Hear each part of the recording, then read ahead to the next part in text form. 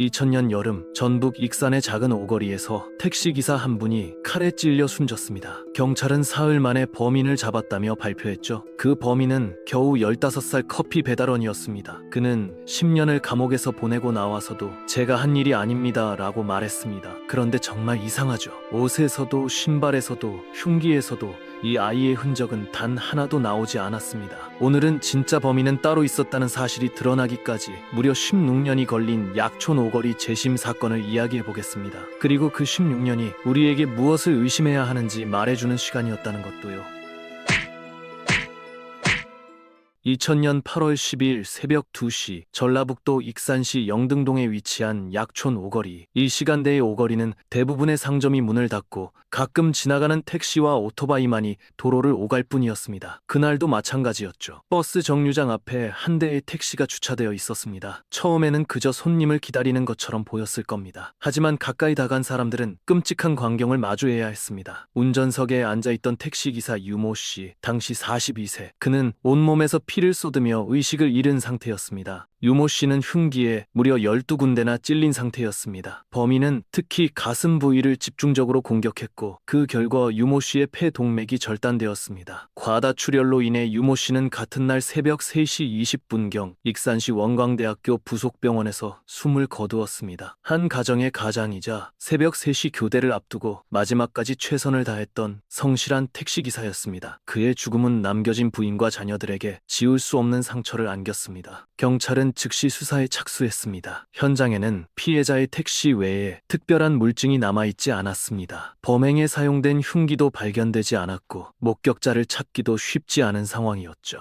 경찰 입장에서는 하루빨리 범인을 잡아야 한다는 압박이 있었을 겁니다. 한 사람이 무참히 살해당한 강도살인 사건, 시민들의 불안과 여론의 관심이 쏠릴 수밖에 없으니까요. 그리고 바로 그 압박이 돌이킬 수 없는 비극의 시작이 되었습니다. 사건 당일 한 소년이 경찰의 눈에 들어왔습니다. 당시 15세, 인근 다방에서 커피 배달 아르바이트를 하던 최모 군이었습니다. 그날 새벽에도 배달을 마치고 오토바이를 타고 집으로 돌아가던 중이었죠. 최 군은 약촌 오거리를 지나다가 택시 옆에 피를 흘리며 쓰러져 있는 유모 씨를 발견했습니다. 그리고 현장에서 남자 2명이 뛰어가는 모습을 목격했다고 경찰에 진술했습니다. 원래라면 최 군은 중요한 목격자로서 수사에 협조하는 역할이었어야 합니다. 하지만 상황은 전혀 다른 방향으로 흘러갔습니다. 사건 발생 사흘 뒤 경찰은 최 군을 유력 용의자로 검거했습니다. 불과 만 15세의 나이에 살인범의 누명이 씌워지기 시작한 겁니다. 도대체 무슨 근거로 목격자가 범인이 되었을까요? 경찰의 논리는 이랬습니다. 최 군이 무면허로 오토바이를 몰다가 유모 씨와 시비가 붙었고 이 과정에서 욕설을 듣자 격분해서 오토바이 사물함에 보관 중이던 흉기로 유모 씨를 찔러 살해했다는 것이었습니다. 하지만 여기에는 결정적인 문제가 있었습니다. 최 군의 옷과 신발에서는 단 한 점의 혈흔도 발견되지 않았습니다. 유모 씨가 12군데나 찔려 피가 낭자했을 현장에서 범인의 몸에 피 한 방울 묻지 않았다는 게 가능할까요? 더 충격적인 것은 범행에 사용되었다는 흉기에서도 최 군의 지문이나 혈흔이 전혀 검출되지 않았다는 사실입니다. 택시 내부 어디에서도 최 군의 흔적은 나오지 않았습니다. 객관적 증거가 전무한 상황. 그런데도 경찰은 최 군을 범인으로 몰아갔습니다. 어떻게 가능했을까요? 그 답은 수사 과정에서 벌어진 끔찍한 가혹행위에 있었습니다. 최 군의 증언에 따르면 경찰은 그를 체포한 직후 경찰서가 아닌 인근 모텔로 데려갔습니다. 그리고 두꺼운 전화번호부를 하나 툭 던져주며 이렇게 말했다고 합니다. 여기서 진범을 찾아내라. 15살짜리 아이에게 자신이 범인이 아니라면 진짜 범인을 찾아오라고 협박한 것입니다. 원하는 대답이 나오지 않자 경찰은 뺨을 때리고 뒤통수를 가격했습니다. 이후 최 군은 익산경찰서로 연행되었고 여기서 본격적인 폭행이 시작되었습니다. 3일 동안 잠을 재우지 않은 채 발바닥을 경찰봉으로 때리고 엎드려 뻗쳐 자세를 취하게 한 뒤 엉덩이와 허벅지를 가격했습니다. 심지어 최 군의 어머니가 아들의 신원을 확인하러 경찰서를 방문했을 때에도 그 폭행은 멈추지 않았다고 합니다. 3일간 잠도 못 자고 먹지도 못하고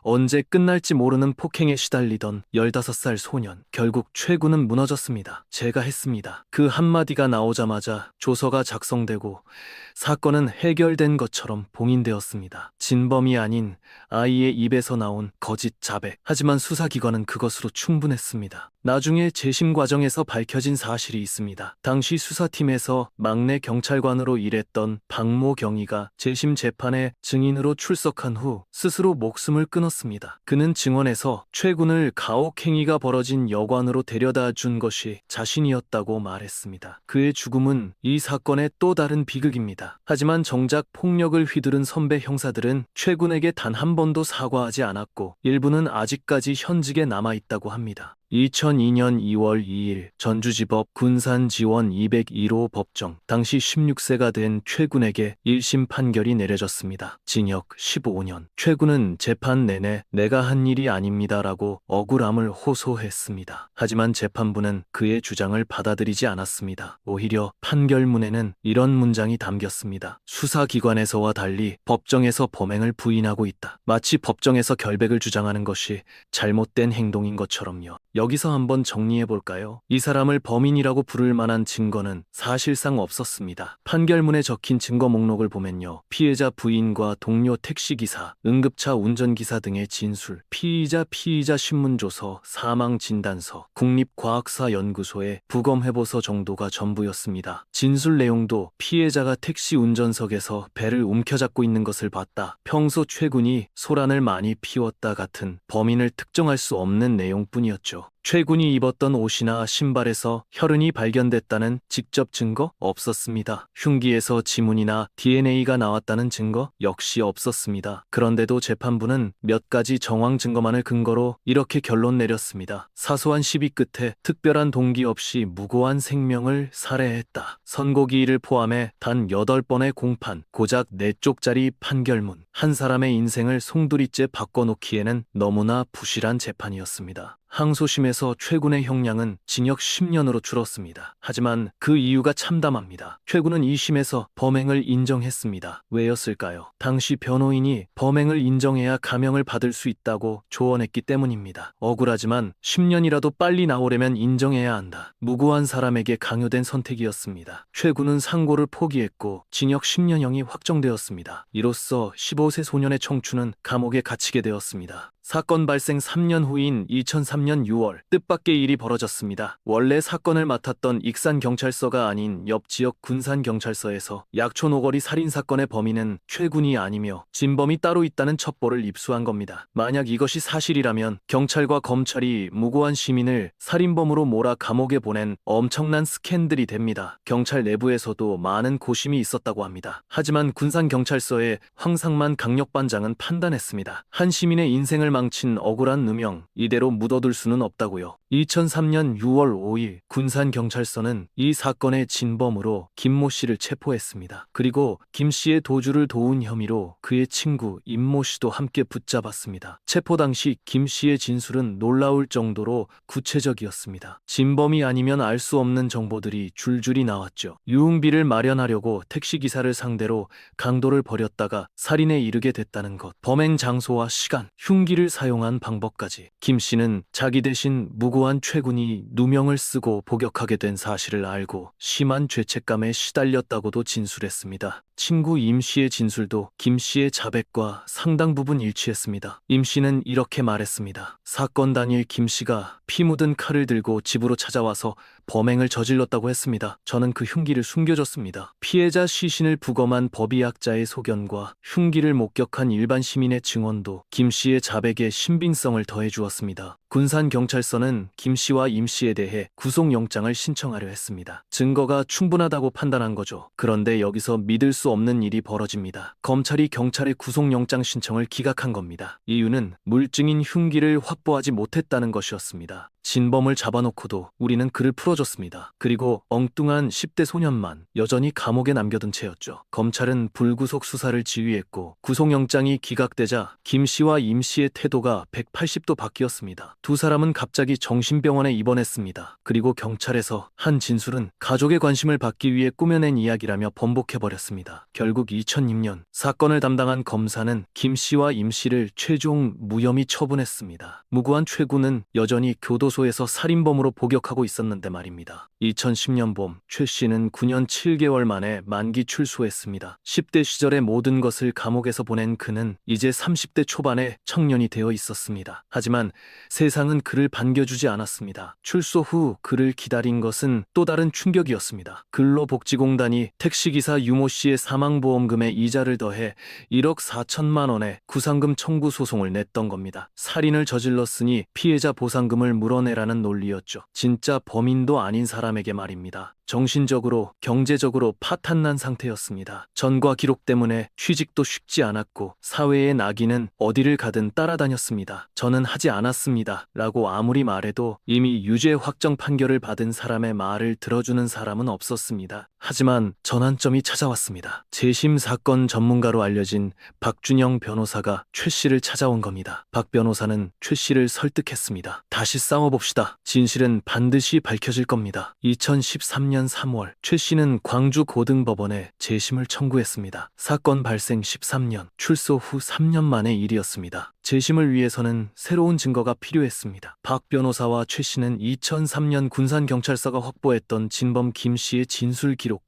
목격자들의 증언, 택시 테코미터 정보 분석 의견, 부검 감정서 등을 재정리했습니다. 그리고 당시 수사 과정의 위법성을 조목조목 지적했습니다. 쉽지 않은 싸움이었습니다. 검찰과의 지리한 공방이 이어졌고 기존 판결을 뒤집는다는 것은 사법 시스템에 대한 도전과도 같았으니까요. 이 사건은 2017년 개봉한 영화 재심의 소재가 되기도 했습니다. 배우 정우가 진실을 찾기 위해 고군분투하는 변호사를 강하늘이 가려진 진실에 고통받는 청년 현우를 연기했죠. 영화를 통해 대중에게 사건이 알려지면서 사회적 관심도 높아졌습니다. 2016년 12월 17일 광주고등법원 제1형사부 노경필 부장판사가 이끄는 재판부는 마침내 최 씨에 대한 재심 선고 공판에서 무죄를 선고했습니다. 사건 발생 16년 만의 일이었습니다. 재판부는 판결문에서 이렇게 밝혔습니다. 현장 목격자 진술은 누군가의 범행으로 피해자가 사망했다는 사실을 증명할 뿐 최 씨가 살해했다는 점을 증명하는 증거가 될 수 없다. 재판부는 유죄 판결의 근거가 됐던 증거들을 하나하나 뒤집었습니다. 최 씨가 일하던 다방 직원의 흉기에 대한 진술도 최 씨의 범행을 증명할 수 없으며 무엇보다 택시나 최 씨의 옷에서 아무런 혈흔이 검출되지 않았다는 점이 무죄 판단의 핵심 근거가 되었습니다. 가장 중요한 것은 자백의 효력에 대한 판단이었습니다. 재판부는 경찰과 검찰서 과정에서